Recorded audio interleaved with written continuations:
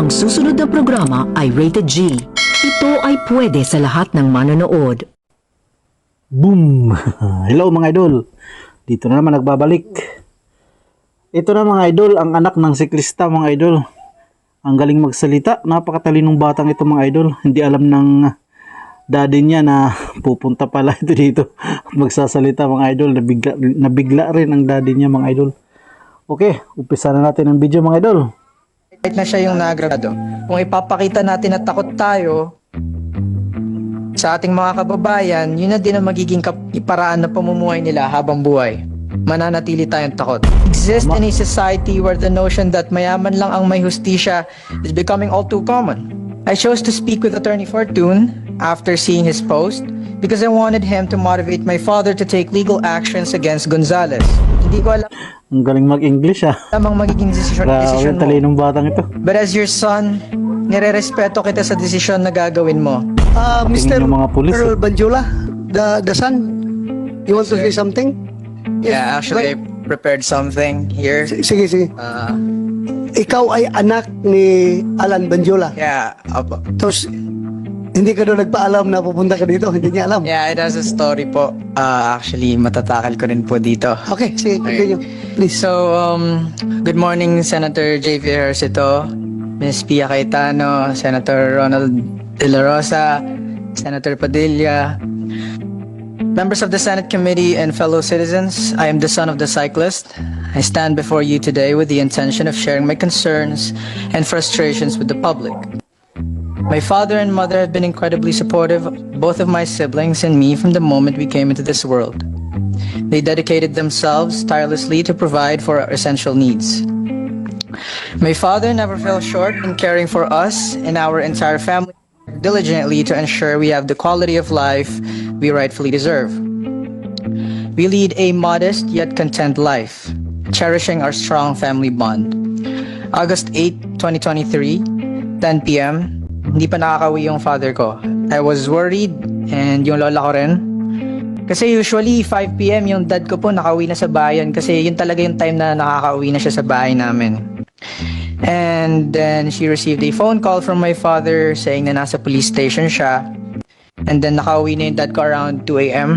And akala ko doon na natatapos yung lahat. Akala ko okay na. August 27, 2023, nakita ko yung video. Si Nagi, binatukan, minurat, kinasaan ng baril ang tatay ko. As his son, nakakapangahina. I feel mixed emotions. I was disappointed, I was mad, and I was sad. This is one of my fears that I wouldn't be able to be there when he needs help. Naturally, he would feel fearful given that Gonzales used to be a police officer and he's alone in a police station surrounded by people he doesn't even know. And sino nga naman talaga yung dehado doon? Of course, my father. He chose to forgive the man kasi siya yung nagrabyado. I chose to speak with Attorney Fortune after seeing his post because I wanted him to motivate my father to take legal actions against Gonzales. I would like to express my gratitude to Attorney Fortune for his efforts in assisting my father and affording me this opportunity, despite the potential risks involved. However, my father had already made his decision. Nevertheless, I convinced myself that I needed to instill hope in our society and to my father. I want my father to recognize the significant opportunity in confronting Gonzales. However, weeks went by without any progress, and then I was given this golden opportunity to speak in front of the Senate. Actually, I didn't know na pupunta pala yung father ko dito. And I don't want fear to continuously prevail over justice throughout my entire life. God made this happen. I observed that the media provided Gonzales with an opportunity to express his views, whereas my father, on the contrary, was unable to share his concerns during that with the public due to the fear that our lives might be altered and one of us could potentially face harm or even death. For me, I hold respect for the Gonzales family. But it is crucial for everyone, regardless of their wealth or status, to follow the legal procedures that apply to all human beings. The law dictates this. And resorting to threats and abuse of power should not be the approach. This is the standard process when someone is caught or has committed wrongdoing. They should express remorse, perhaps shed tears, because they have been apprehended. But what if the video had never come to light in the media? What would have transpired then? One should anticipate the repercussions of their actions. For my father, I know he's mad at me. Hindi ko alam ang magiging desisyon mo. But as your son, nire-respeto kita sa desisyon na gagawin mo. Actually, he doesn't want me to be here because he fears that baka anong mangyari sa akin or to my brothers and sisters or even our family. But I want to man up. I want to show courage. I'm still grateful that you showed us that you care for us. And I'm grateful that you are my father. Either you want to forgive him or not, I want to make sure you understand that whenever an opportunity arises or a significant societal shift occurs, it's crucial to take advantage of it. This action will help safeguard the well-being of future generations. To our senators, it is their responsibility of each and every person in the government to prove that it isn't, that our justice system is not flawed. They have to prove it. They have to defend the underprivileged and vulnerable. We exist in a society where the notion that mayaman lang ang may hustisya is becoming all too common, and I've grown wary of it. As a member of the younger generation, we are wary of this state of affairs.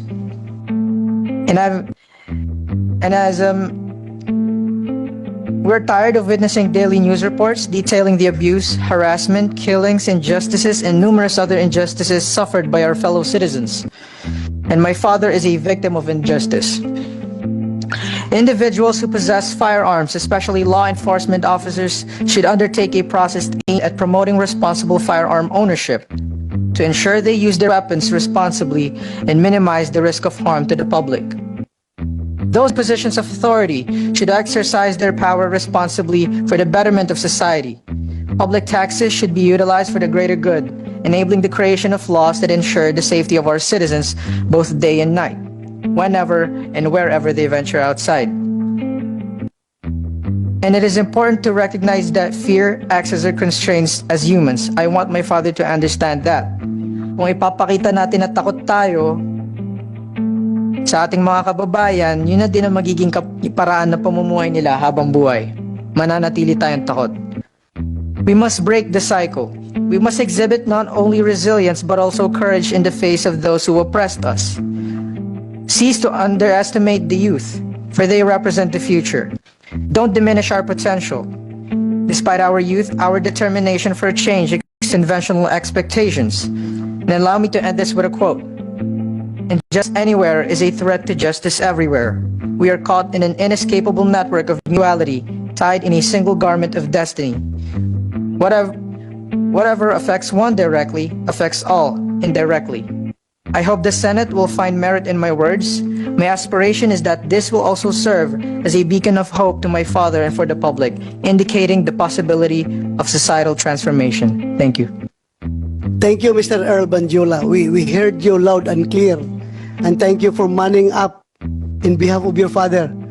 And I would like to congratulate your father for raising you up to be a fine gentleman you are today. Ha? Pasalamat pa rin sa tatay mo, ha? Sana walang samaan ng loob between you and your father. Kasi sa akin, napaka-importante yung pamilya, ha? Mr. Alan Banjula, may samaan ba kayo ng loob ng anak mo?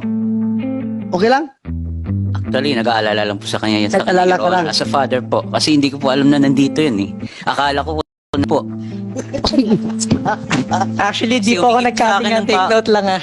Humingi po Mamaya sa pa yung akin pasok yan, ko. papasok ng school. So, hindi ko po alam na nandito yan. Mamaya, pumasok ka na, ha? Galing mo dito. Mamaya pa po yung pasok ko. Ha? Mamaya pa? pa po, panggabi po ako. Okay, pero please, I am asking you, ha?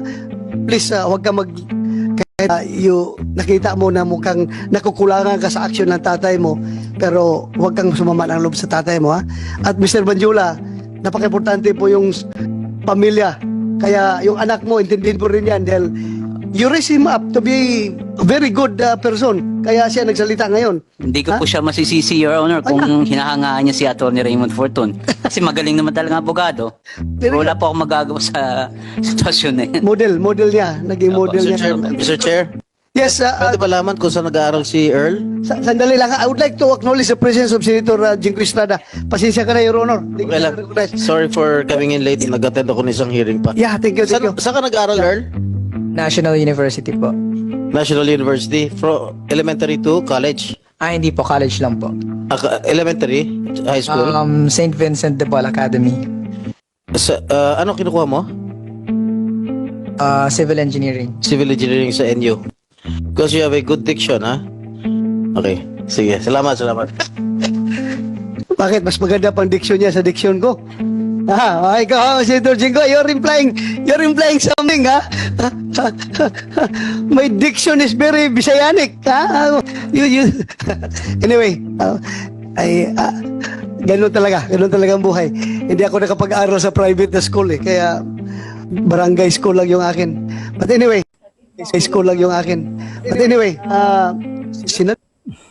Okay, hanggang dito na lang yung video natin, mga idol. Grabe. Napakanga dito si si Senador Jinggoy, mga idol. Napakatalinong batang to. Okay, mga idol, hanggang dito na lang ang video natin. Maraming salamat. Thanks for watching.